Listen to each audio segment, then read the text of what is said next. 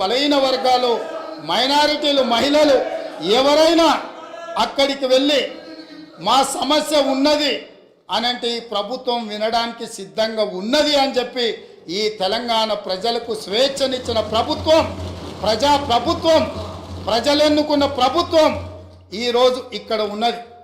నిజంగానే ఈ ప్రభుత్వం నియంతృత్వ పోకడలతో పోవాలి అనుకుంటే, నిర్బంధాలతో పరిపాలన సాగించాలి అని అనుకుంటుంటే ఇక్కడ అంతసేపు వాళ్ళు ఎవరు మాట్లాడినా సంవయనంతో ఇక్కడ వింటూ కూర్చుండే వాళ్ళం కాదు.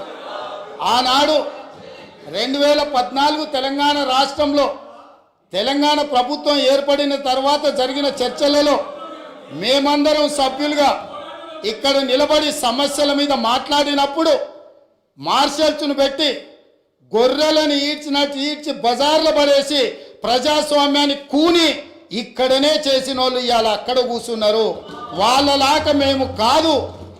ఇదే కాదు, గవర్నర్ గారి ప్రసంగంలో ఆనాడు ప్రజలకు వాళ్ళు ఇచ్చిన హామీలు ఈ మంత్రివర్గం తీర్మానం ద్వారా గవర్నర్ గారి ప్రసంగంలో పెట్టలేదు అని, పెడితే బాగుంటుందని చర్చించడానికి నిలబడ్డ ఆనాటి నా సహచర శాసనసభ్యులు కోమటిరెడ్డి వెంకటరెడ్డి గారిని, సంపత్ కుమార్ను శాసనసభ సభ్యత్వాన్ని రద్దు చేసి నిరంకుశ నియంతృత్వ పోకడలతోని నిర్ణయాలు తీసుకున్న వాళ్ళు శాసనసభలో గవర్నర్ రంగరాజన్ గారు ఇక్కడ ఉన్నప్పుడు ఆనాటి శాసనసభ్యులు చేసిన గందరగోళంలో 10% కూడా కోమటిరెడ్డి వెంకటరెడ్డి గారు, సంపత్ కుమార్ గారు చెయ్యలే.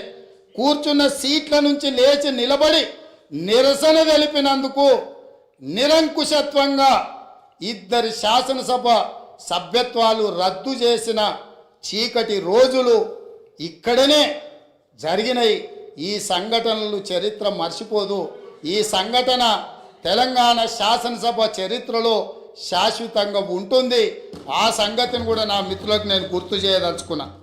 అదేవిధంగా అధ్యక్ష, ఈరోజు ఎన్నికల సమయంలో మేము ఏమి హామీలు